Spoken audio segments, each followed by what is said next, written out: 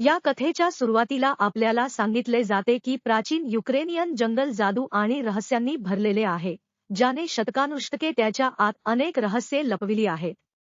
प्राचीन युक्रेनियन जंगलाच्या अंधाया डोंगराच्या मागे जीववृक्षाचा स्रोत उपस्थित आहे, जो जंगलात प्राणी आणि जंगलाचा निसर्ग ठेवण्यास मदत करतो. जंगलाचे रखवालदार बाह्य शक्तींपासून जीवसृष्टीचे रक्षण करतात, पण एकदा हिवाळ्यात जेव्हा जंगलातील सर्व प्राणी शांत झोपलेले होते, तेव्हा पालक एकटेच जंगलाचे रक्षण करू लागले. थोड्या वेळाने शेजारच्या राज्याचा राजा कंदील घेऊन अंधाया पर्वतीय जंगलात आला, ज्याला पाहून जंगलाचे रखवालदार पूर्णपणे हैराण झाले. राजाने पालकासमोर रडून आपल्या चिमुकल्या मुलीला वाचवण्याची विनवणी केली, कारण ती एका गंभीर आजाराने मरणार होती. राजाला या संकटात पाहून पालकाने राजाला मदत करण्याचे ठरविले आणि राजाच्या लहान मुलीला वाचवण्यासाठी त्याला जीवनाचा एक थेंब दिला, जो त्याच्या लहान मुलीला वाचवण्यासाठी पुरेसा होता.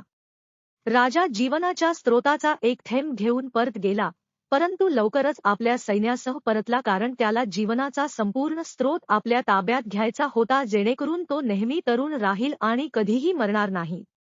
राजा आपल्या सैन्यासह जंगलात शिरला आणि आजूबाजूचे सर्व काही उद्ध्वस्त करू लागला. जंगल धोक्यात आल्याचे पाहून पालकाला राग आला आणि रागाच्या भरात त्याने राजा व त्याच्या सैन्यासह संपूर्ण जंगल जाळून टाकले. मानवी स्वार्थाने आणि पालकाच्या संतापाने संपूर्ण जंगल उद्ध्वस्त झाले होते आणि वसंत ऋतूत जेव्हा जंगलातील इतर प्राणी परत आले, तेव्हा या अवस्थेतील जंगल पाहून त्यांना पूर्ण धक्का बसला. आपल्या स्वार्थासाठी माणूस कुठल्याही थराला जाऊ शकतो, हे पालकाला समजले होते. म्हणून त्याने जंगलात एक नवा नियम केला की आता अंधारलेल्या जंगलाच्या डोंगरावर एकही माणूस येणार नाही. जीवनस्रोताच्या जादुई शक्तीने गडद पर्वतीय जंगल पुन्हा हिरवेगार आणि सुंदर झाले. पुढच्या दृश्यात आपल्याला अनेक वर्षांनंतर तो काळ दिसतो, जिथे हिवाळा निघून गेल्यावर अंधारलेल्या डोंगर जंगलातील सर्व गूढ जीव गाढ झोपेतून जागे होतात. त्यापैकीच एक म्हणजे मावका. मावका ही अंधाया पर्वतीय जंगलाची चांगली भावना होती. त्यानंतर तिच्यात खूप जादुई शक्ती होती आणि तिने जंगलातील सर्व प्राण्यांना मदत केली. गाढ झोपेतून उठल्यानंतर मावका आपल्या पोटातील बेडूक आणि मांजरीने बर्फ वितळणाऱ्या आणि सजीवांना मदत करू लागते. मावकाप्रमाणे जंगलातील इतर प्राण्यांना मदत करून अंधाया पर्वतीय जंगलाला मानवाच्या हल्ल्यापासून वाचवणाऱ्या बीजस्त्रीच्या रूपात ती अंधाया पर्वतीय जंगलात राहत होती. जेव्हा हिवाळा निघून गेला आणि वसंत परत आला, तेव्हा गडद डोंगराचे जंगल पुन्हा हिरवेगार आणि पुन्हा आनंदी झाले, ज्यामुळे मावका खूप आनंदी झाली. जेव्हा मावका घोड्यावर गॉड हॅशचा आवाज बघते, तेव्हा तिला खूप आनंद होतो की हॅश हा मावकाचा चांगला मित्र होता. पुढच्या दृश्यात आपल्याला अंधाया डोंगराच्या जंगलाजवळील गावाचे दृश्य दिसते, जिथे लुकास नावाचा एक मुलगा आपल्या मित्रांसोबत गात होता, ज्यामुळे गावकऱ्यांना खूप आनंद झाला. लुकासला त्याच्या मित्रांसोबत शहरात जाऊन खूप मोठा गायक व्हायचे होते, कारण तो बासरी खूप छान वाजवायचा. आता एक मुलगा लुकासकडे धावत येतो आणि त्याला सांगतो की तुझे काका खूप आजारी आहेत. लुकासला हे ऐकताच तो पटकन काकांच्या घरी धावतो. लुकास तिथून निघून गेल्यावर राज्याची राजकुमारी कैलिना तिची मदतनीस आणि 2 पहारेक्यांसह तिथे येते, जी गावकऱ्यांना सांगते की माझे आईबाबा गेल्यानंतर या गावाकडे कोणी लक्ष दिले नाही, पण आता गावकऱ्यांचे सर्व प्रश्न सुटणार आहेत आणि ते लवकरच श्रीमंत होणार आहेत. कैलानाकडून हे ऐकून गावकरी खूप खुश होतात, पण जेव्हा कैलाना गावकऱ्यांना सांगते की श्रीमंत होण्यासाठी जवळच्या गडद डोंगराच्या जंगलातून लाकूड कापून इतर राज्यांना विकावे लागेल, तेव्हा सर्व गावकरी घाबरून तेथून निघून जातात, कारण त्यांना माहीत होते की अंधाया पर्वतीय जंगलात गेल्यानंतर तेथील राक्षस आपल्याला जिवंत सोडणार नाहीत. पुढच्या दृश्यात आपण अंधाया पर्वतीय जंगलातील सुंदर प्राण्यांसोबत एन्जॉय करत असलेली मावका पाहतो, जेव्हा तिला एका प्राण्याच्या ओरडण्याचा आवाज ऐकू येतो आणि जेव्हा ती त्या बाजूला जाते, तेव्हा तिला दिसते की एका जंगली मांजरीच्या मुलाचा पाय सापळ्यात अडकला होता. मावका कसेबसे मुलाला जाळ्यातून बाहेर काढते आणि आपल्या जादुई शक्तीच्या सहाय्याने त्याच्या पायातील जखमही भरून काढते, ज्यामुळे रानमांजराचे मूल खूप आनंदी होते आणि आपल्या आईसह निघून जाते. जंगलातले छोटे प्राणी मावकाला सांगतात की पालक त्याला हाक मारत आहेत, तर दुसरीकडे गावात लुकासच्या काकांवर उपचार करणारी बाई शहरात जाते आणि त्याला काही आवश्यक औषधे आणण्यास सांगते, परंतु लुकासकडे ती औषधे विकत घेण्यासाठी पुरेसे पैसे नव्हते म्हणून तो आपले भांडे फोडतो आणि त्यात गोळा केलेले पैसे बाहेर काढतो. पण लुकासकडे अजूनही काकांसाठी शहरातून औषधे विकत घेण्यासाठी पुरेसे पैसे नव्हते. लुकासचे काका त्याला समजावून सांगतात की त्याची एवढी काळजी करू नकोस, कारण कदाचित त्याची शेवटची वेळ आली असेल. पण लुकासला या जगात त्याच्या काकांशिवाय कोणीच नव्हते आणि त्याला आपले काका गमावायचे नव्हते. म्हणून तो राजकुमारी कैलिनाच्या घरी जाऊन औषधासाठी पैसे गोळा करण्यासाठी नोकरी मागण्याचा निर्णय घेतो. लुकास जेव्हा कैलिनाच्या राजवाड्यात पोहोचतो तेव्हा कैलिना लुकासला नोकरी देण्यास तयार होते आणि त्याला सांगते की नोकरी म्हणून त्याला त्याच्या 2 रक्षकांसह डार्क माउंटन फॉरेस्टमध्ये जावे लागेल आणि एक विशेष प्रकारचा वृक्षपती शोधावा लागेल, ज्यासाठी तो लुकासला भरपूर पैसे आणि खजिना देईल. डार्क माउंटन फॉरेस्टमध्ये जाणे म्हणजे आत्महत्या करणे हे लुकासला ठाऊक होते, परंतु लुकासकडे दुसरा कोणताही मार्ग नव्हता. म्हणून तो कैलिनाच्या पहारेक्यांसह डार्क माउंटन फॉरेस्टमध्ये जाण्यास तयार होतो. पुढच्या दृश्यात आपल्याला डार्क माउंटन फॉरेस्टचा पालक दिसतो, जो म्हणतो की जंगलातील सर्व प्राणी एकाच ठिकाणी जमले होते, पण माओका अजून तिथे पोहोचला नव्हता. थोड्या वेळाने माओका आपल्या पाळीव बेडूक आणि ट्रेपसह तेथे जाते आणि पालकाला सर्व काही सांगते की तिने आज जंगलात एक मानवी ट्रेप कसा पाहिला, ज्यात एका जंगली मांजरीच्या मुलाचा पाय अडकला होता. ट्रेप पाहून पालक आणि सर्व प्राणी घाबरतात आणि पालक आपल्या जादुई शक्तीच्या सहाय्याने ट्रेप 2 तुकडे करून मातीखाली दाबतो. त्यानंतर पालक सर्वांना सांगतो की आता मी खूप म्हातारा आणि कमकुवत झालो आहे. त्यामुळे जंगलाच्या रक्षणासाठी जंगलातील आत्म्यांना नवा पालक निवडायचा आहे, ज्याचा निर्णय आज होणार असून आज जंगलाला नवा पालक मिळणार आहे. पालकाचे हे ऐकून जंगलातील सर्व प्राणी आणि आत्मा अत्यंत दुःखी होतात, कारण पालक हा आतापर्यंतचा सर्वोत्कृष्ट पालक होता आणि त्याच्यानंतर त्याची जागा घेणारे कोणीही नव्हते. जेव्हा माओका आपल्या आत्म्याला सांगते की पालकाच्या म्हणण्यानुसार जंगलातील आत्मा कोणालाही नवीन पालक म्हणून निवडू शकतात, तेव्हा बाकीचे आत्मे यावर अजिबात खुश नसतात, कारण त्यांना विचारही करता येत नव्हता की जर आत्मांनी माओकाला जंगलाचा नवीन संरक्षक बनवले असते तर ती जंगलाचे रक्षण कसे करेल, कारण ती अतिशय निरागस होती आणि सहजपणे कोणाच्याही बोलण्यात पडायची. पालक सर्वांना सांगतो की आत्मा कोणालाही नवीन पालक म्हणून निवडतील, तेच जंगल खरे पालक असेल, कारण आत्म्यांना माहीत आहे की कोण खरोखर पालक होण्यास पात्र आहे. पुढच्या दृश्यात आपण लुकास पाहतो, जो कैलानाच्या दोन्ही पहारेक्यांसह डार्क माउंटनमध्ये राहून मॅजिकल फॉरेस्टमध्ये पोहोचतो. मॅजिकल फॉरेस्टमध्ये पोहोचल्यानंतर कैलानाचे रक्षक जेव्हा जंगली प्राण्यांचा एक गट गवतावर चढताना पाहतात, तेव्हा ते मनोरंजनासाठी त्यांची शिकार करण्याचा निर्णय घेतात. लुकासला हे अजिबात आवडत नाही आणि तो मुद्दाम त्यांच्याशी भिडतो, ज्यामुळे तो आपले लक्ष चुकवतो. आणि माणसं आहेत हे कळल्यावर सगळे रानटी प्राणी तिथून पळून जाऊ लागतात. कैलानाचे दोन्ही पहारेकरी याबद्दल लुकासवर खूप रागावतात आणि त्याला एकट्याने जंगलात जाऊन जादुई पाने शोधून तेथून निघून जाण्यास सांगतात. त्याचवेळी दुसऱ्या बाजूच्या रानटी जनावरांचा गट भरधाव वेगाने पुढे सरकत होता.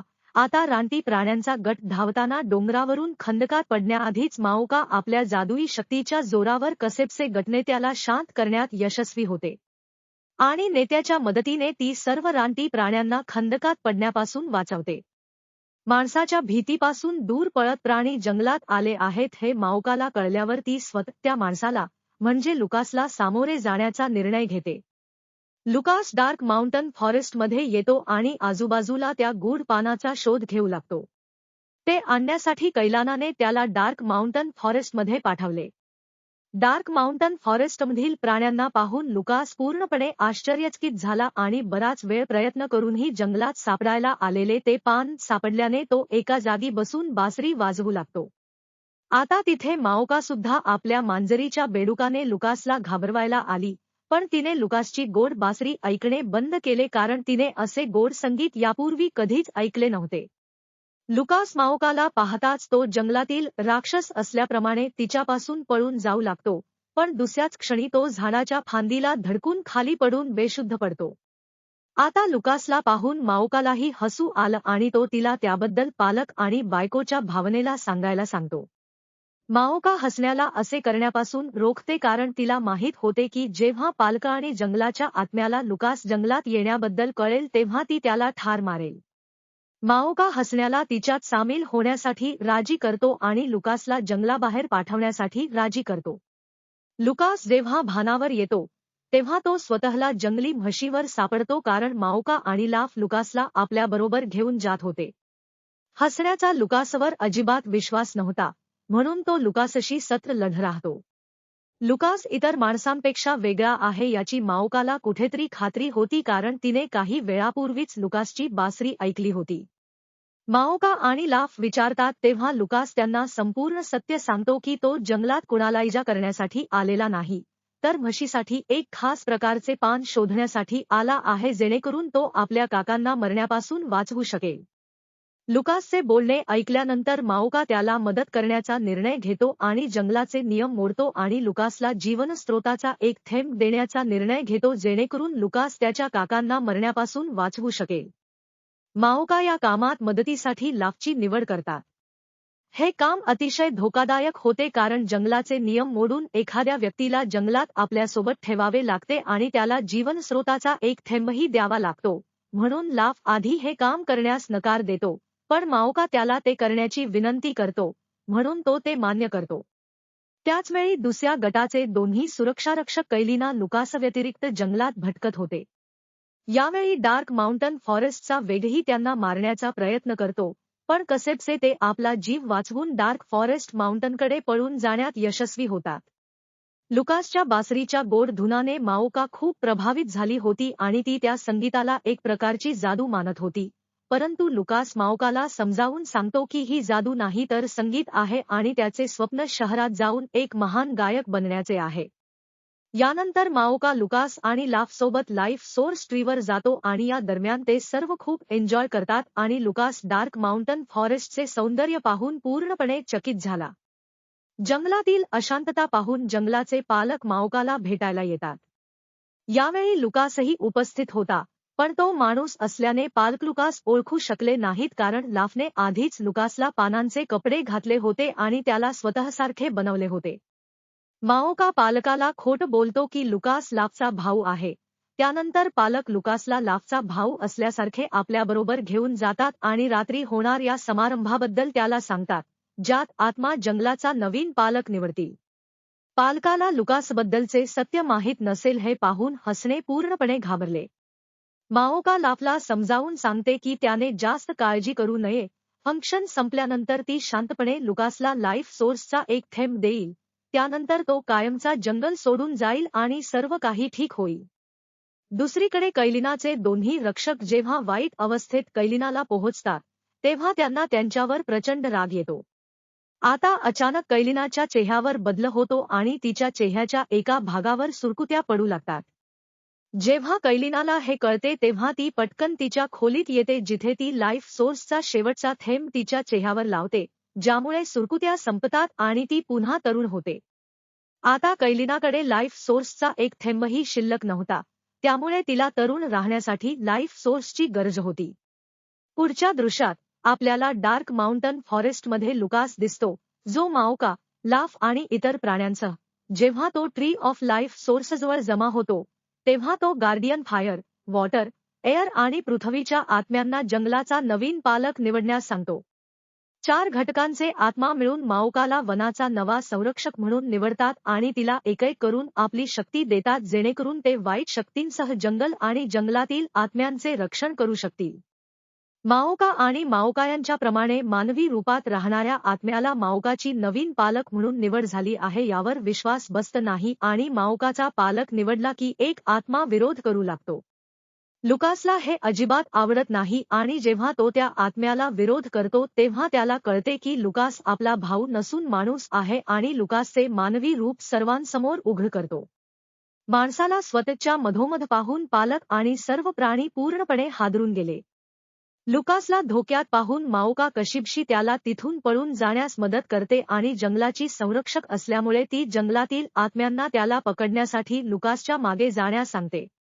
लुकासला मारण्यासाठी जंगलातील आत्मा आणि सर्व प्राणी त्याच्या मागे लागले होते आणि लुकास मोठ्या कष्टाने कसेबसे त्याच्या जीवनातून पळून जात होता. माओका तिच्या शक्तींच्या मदतीने लुकासला वाचवते आणि तिला तिच्याकडे बोलवते आणि लाईफ ऑफ सोर्सचा एक थेंब देते आणि लुकासला जंगली मांजरीवर बसण्यास आणि शक्य तितक्या लवकर जंगलाबाहेर जाण्यास सांगते.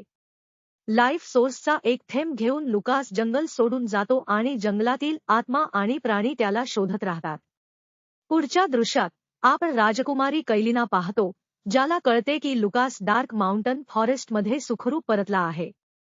लुकासला ट्री ऑफ लाईफ सोर्स सापडला असावा असा कैलिनाला संशय आला, म्हणून ती लुकासवर लक्ष ठेवण्यासाठी तिच्या सहायकाला पाठवते. लुकास घरी परतला आणि प्रथम लाईफ सोर्सचा एक थेंब पाण्यात मिसळून काकांना देतो. तो प्यायल्यानंतर त्याचे सर्व आजार दूर होतात आणि त्याला खूप ऊर्जा वाटू लागते. लाईफ सोर्सची ही जादुई शक्ती पाहून लुकास आणि त्याचे काका खूप खुश झाले आणि मग ते दोघेही काही कामानिमित्त घराबाहेर पडतात. घराबाहेर पडल्यानंतर कैलिनाचा असिस्टंट घरात घुसतो, जिथून त्याला लाईफ सोर्सचे पान टेबलावर आणायचे होते.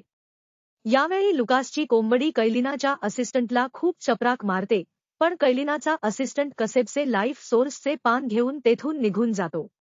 दुसरीकडे माओका लुकासच्या बासरीसह लुकासला डार्क माउंटन फॉरेस्टमध्ये परत आणण्याचा विचार करत होता. पण वनपालक झाल्यानंतर ती जंगलातून लुकासच्या गावी जायलाही घाबरत होती, कारण त्याच्या अनुपस्थितीत जंगलात काही अडचण आली तर जंगलातील प्राण्यांचे रक्षण कोण करणार. यानंतर आपल्याला कैलिनाचा असिस्टंट दिसतो, जो कैलिनाकडे येतो आणि तिला पान दाखवतो, जो शोधण्यासाठी तिने तिच्या दोन्ही रक्षकांना लुकाससोबत ब्लॅक माउंटन फॉरेस्टमध्ये पाठवले होते. कैलिना ते पान पाहून खूप खुश होते, कारण तिला कळते की लुकासला ट्री ऑफ लाईफ सोर्सच्या स्थानाबद्दल कळले आहे. यानंतर ब्लॅक माउंटन फॉरेस्टमधून बाहेर पडण्यापासून स्वतःला रोखून शकणारी माओका आपल्या वेशात आपली मैत्रीण कॅट फ्रॉकसोबत लुकासच्या गावी येते. लुकास जेव्हा माओकाला त्याच्या घरी बघतो तेव्हा तो खूप खुश होतो, कारण त्याला माओकाची खूप आठवण येत होती आणि आता कुठेतरी ते एकमेकांच्या प्रेमात पडले होते. लुकासची बासरी त्याला परत केल्यानंतर माओका परत ब्लॅक माउंटन फॉरेस्टकडे जाऊ लागतो, पण लुकास माओकाला थांबायला सांगतो, कारण आज त्याच्या गावात एक खास प्रकारचा सण होणार होता. माओका लुकासच्या बोलण्यावर थांबतो आणि ब्लॅक माउंटेन फॉरेस्टमध्ये परत येत नाही. यानंतर लुकास माओकाला आपल्यासोबत जत्रेत घेऊन येतो, जिथे ते दोघे एकत्र भरपूर एन्जॉय करतात. कैलिनाही जेव्हा आपल्या पहारेक्यांसह आणि सहायकांसह जत्रेत आली, तेव्हा लुकास माओकाला प्रभावित करण्यासाठी बासरी वाजवतो. तेव्हा बासरीचा गोड आवाज माओकाचे शरीर बदलू लागतो आणि सर्वांना कळते की माओका ही सामान्य मुलगी नाही, परंतु ब्लॅक माउंटन फॉरेस्टचे राक्षस. लुकास आणि माओका यांना समजावून सांगण्याचा प्रयत्न करतात की त्यांना वाटते तसे काहीच नाही, पण आता कैलिना आणि तिचे लोक गावक्यांना माओका विरोधात भडकवू लागतात, ज्यामुळे माओका पकडला जातो. आणि जेव्हा लुकास माओकाला वाचवण्याचा प्रयत्न करतो तेव्हा कैलिनाचे रक्षक लुकासवर हल्ला करतात आणि त्याला डोकेदुखी देतात.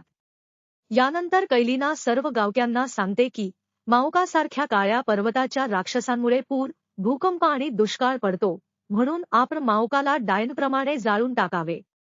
गावकरी माओकाला जाळून मारायला तयार होतात, पण कैलिनाने माओकाला आग लावण्याआधी माओका आपल्या जादुई शक्तीच्या सहाय्याने आग विझवते आणि आता माओकाचा मांजर बेडूकही तिथे आला आहे, जो माओकाची दोरी कापून तिला मुक्त करतो.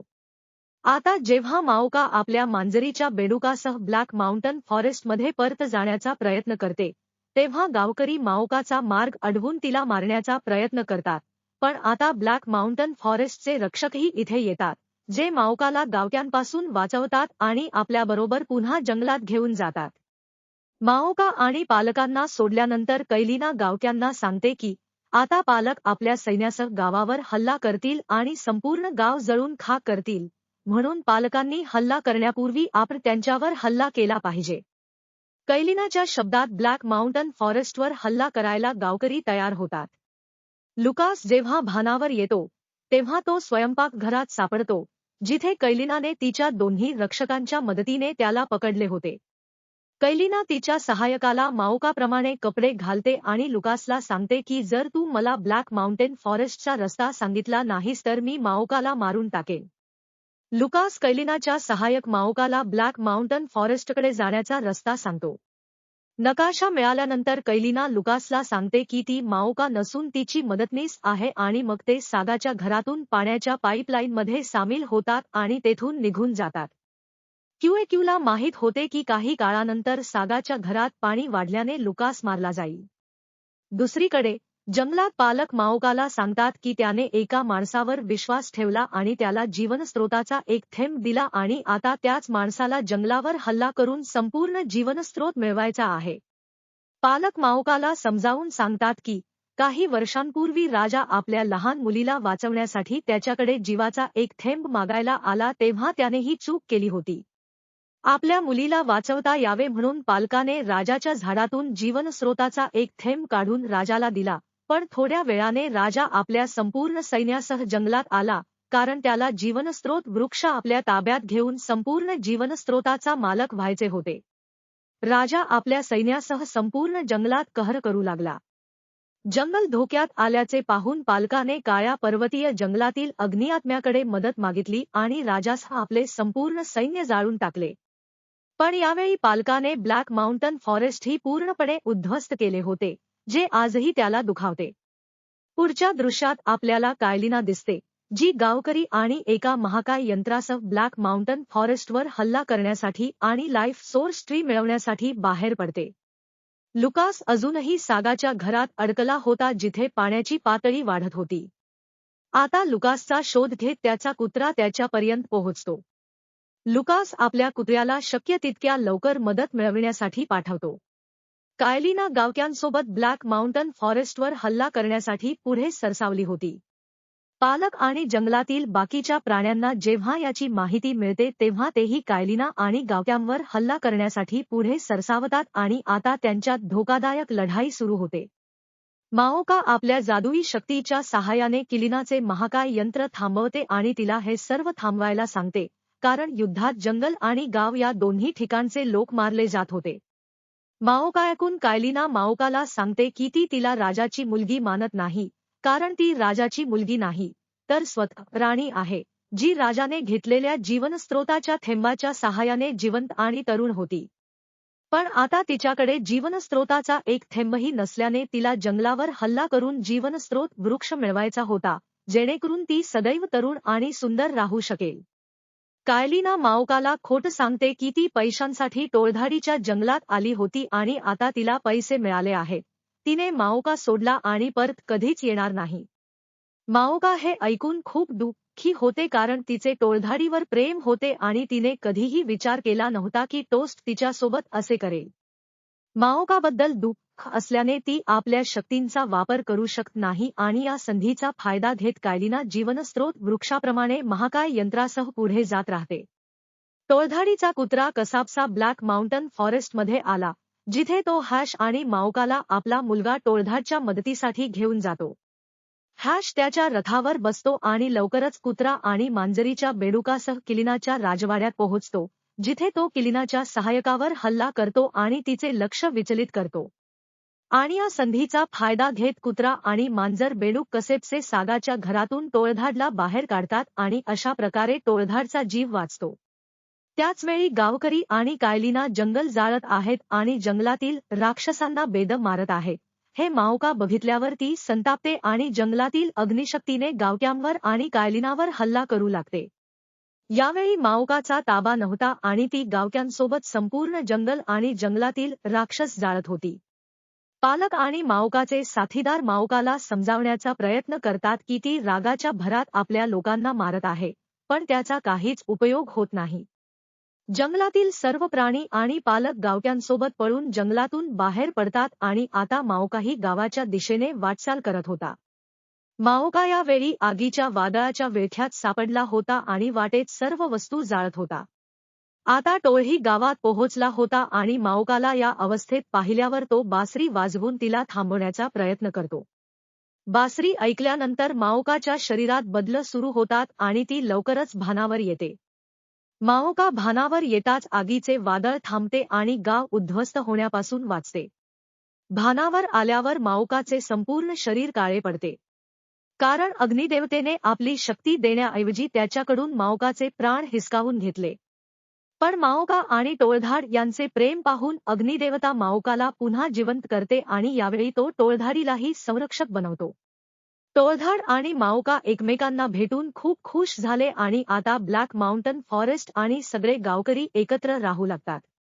कारण आता गाव आणि जंगल या दोघांचेही पालक होते आणि यासोबतच हा सिनेमा इथेच संपतो. मित्रांनो, जर तुम्हाला हा व्हिडिओ आवडला असेल तर हा व्हिडिओ लाईक करा आणि चॅनेल सबस्क्राईब करा आणि हा व्हिडिओ 10,000 लाईक्स पर्यंतही पोहोचला पाहिजे. बघितल्याबद्दल धन्यवाद.